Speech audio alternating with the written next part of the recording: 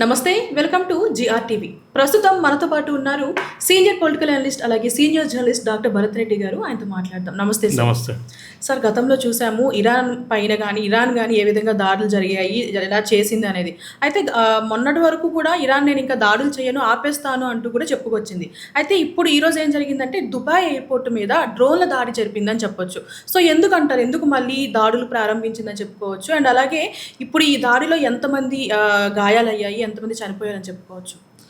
Israel, Iran యుద్ధంలో America enter అవ్వడంతో మిగతా దేశాలకు కూడా అంటుకున్నట్టుగా మనకు కనిపిస్తుంది.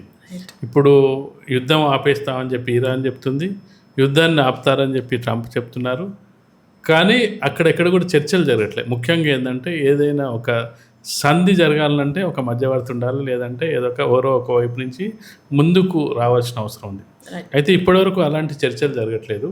కాకపోతే ఏమంటారంటే ఇద్దరు కొట్టుకొని అలసిపోయిన తర్వాత ఎవరో ఒకరు ఆపుతారనే ఉద్దేశంతో వెళ్తుంది. కాబట్టి ఇదేంటంటే ప్రపంచ దేశాలపై ప్రభావం పడుతుంది. ముఖ్యంగా ఆయిల్‌పై ప్రభావం పడుతుంది. మరోవైపు ఏంటంటే ఈ మన ప్రయాణాలపై ప్రభావం పడుతుంది. ఎందుకంటే ముఖ్యంగా ఏంటంటే అన్ని దేశాలకు సంబంధించిన వాళ్ళు కూడా ఎక్కడి నుంచి ఎక్కడికి వెళ్ళినా దుబాయ్ కేంద్రంగా చేసుకొని వెళ్తుంటారు. దుబాయ్ ఎయిర్‌పోర్ట్ నుంచే వెళ్తుంటారు. దానికి ప్రధానంగా ఏంటంటే మనకు వెయిటింగ్ టైం తక్కువగా ఉంటుంది, కొంత ఖర్చులు తగ్గుతాయి, ఫైనాన్షియల్‌గా కూడా కొంచెం ఇబ్బందులు ఉండకుండా ఉంటుంది దుబాయ్ ఎయిర్‌పోర్ట్ ద్వారా వెళ్తే అనే దాని మీద అక్కడికి వెళ్తుంటారు. దుబాయ్ ఇంకోటి ఏంటంటే టూరిస్ట్ ప్లేస్ కూడా. ఎక్కువ మంది ఎవరైనా ఎక్కడికన్నా వెళ్ళాలంటే కూడా దుబాయ్కి వెళ్తుంటారు. ఒక టూరిస్ట్ ప్లేస్గా, ఒక ఎయిర్‌పోర్ట్కి సంబంధించిన విదేశాలకు వెళ్తున్నప్పుడు అక్కడి నుంచి పోయి ప్రయాణం చేయడం, ఇవన్నీ దృష్టిలో పెట్టుకొని గల్ఫ్ కంట్రీస్కి సంబంధించి ఇరాన్ను ఎప్పుడైతే ఇజ్రాయెల్, అమెరికా దాడులు ప్రారంభించిందో వాళ్ళ దృష్టి అంతా కూడా దుబాయ్ మీద పడ్డది. అంటే వాళ్ళ ఉద్దేశం ఏంటంటే, ఇరాన్ ఉద్దేశం ఏంటంటే ఇజ్రాయిలు, అమెరికా మా మీద దాడి చేస్తుంది, మేము అంటే ప్రపంచాన్ని డిస్టర్బ్ చేయాలి, మా వైపు అలర్ట్ చేసుకోవాలని చెప్పి దాంతో ఏంటంటే మిగతా దేశాలకు చమురు నిల్వలు నిలిపివేయడం, హార్మోజ్ నదిని మూసివేయడం, చమురు రాకుండా ఆపేయడం, ఇవి చేయడం వల్ల ఏంటంటే మిగతా వాళ్ళు కూడా ఎఫెక్ట్ అవుతున్నారు. ఎఫెక్ట్ అవుతున్న సందర్భంగా ఎవరో ఇవి మిగతా దేశాల వాళ్ళు ఏంటంటే ఎవరికో సపోర్ట్ చేయాల్సిన పరిస్థితి వస్తుంది. అయితే అమెరికాకి చేయాలి, ఇజ్రాయెల్కి చేయాలి, లేదంటే ఇరాన్కి చేయాల్సిన పరిస్థితి వస్తుంది. ఆ విధంగా పరిస్థితి క్రియేట్ చేస్తున్నారు. ఇందులో భాగంగానే గల్ఫ్ కంట్రీస్ అయిన ముఖ్యంగా దుబాయ్ మీద వాళ్ళు ఎయిర్పోర్ట్ల మీద దాడులు చేయరు. అందుకే వాళ్ళు ఎయిర్పోర్ట్ మూసేయడం జరిగింది, ప్రయాణికులకు ఇబ్బందులు. ఇదేమో ఒకవైపు ఇదొకటి. ఈ చమురు నిక్షేపాలకు సంబంధించి, చమురు సరఫరాకు సంబంధించి అటువైపు మన ఇండియా లాంటి, భారతదేశం లాంటి దేశాలు ఇవన్నీ కూడా ఇబ్బందులు. అంటే ప్రపంచాన్ని యుద్ధం అనేది రెండు దేశాల మధ్య జరుగుతున్నప్పటికీ, మనకు సంబంధం లేకపోయినప్పటికీ ప్రపంచంలో ఎక్కడేం జరిగినా మిగతా దేశాల మీద ప్రభావం పడుతుంది అనడానికి ఇదొక నిదర్శనంగా చెప్పొచ్చు. కాబట్టి యుద్ధం ఆపాలంటే ఎవరి సైడ్ నుంచి ముందు చర్చలు జరగాలనే దాని మీద ఇక్కడ జరుగుతుంది ఈ చర్చ. ఎవరో ఒకరు ముందుకు రావాలి.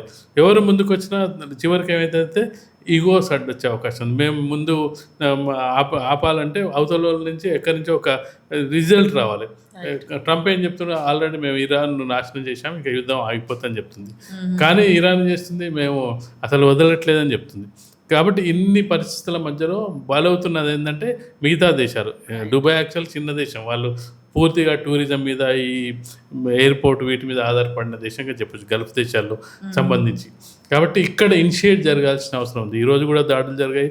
ఒకవైపు ఇరాన్ యుద్ధం ఆపేస్తా అని చెప్తుంది, ట్రంప్ చెప్తున్నాడు. ఇజ్రాయెల్ కూడా కొంత యుద్ధానికి సంబంధించిన సంధి మార్గాలను అన్వేషిస్తున్నది. కానీ అంటే యుద్ధం పరిష్కారం కాదని చెప్పి భారతదేశం చెప్తుంది. భారతదేశం మధ్యవర్తిత్వం కావాలని చెప్పి చాలామంది కోరుకుంటున్నారు. యాక్చువల్గా ఇదంతా చేయాల్సింది ఐక్యరాజ్య సమితి, యుఎన్ఓ చేయాలి.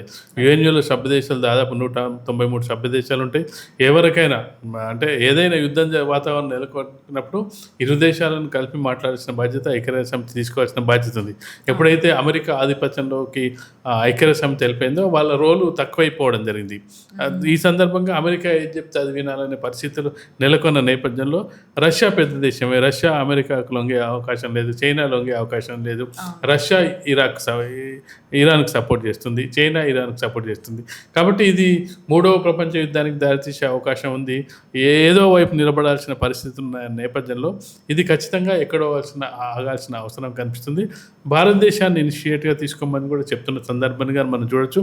కాబట్టి ఇక్కడ దుబాయ్ ఎయిర్పోర్ట్కి సంబంధించి ప్రయాణికులకు ఇబ్బంది పడుతున్నారు, అక్కడ సిబ్బంది చనిపోవడం జరుగుతుంది.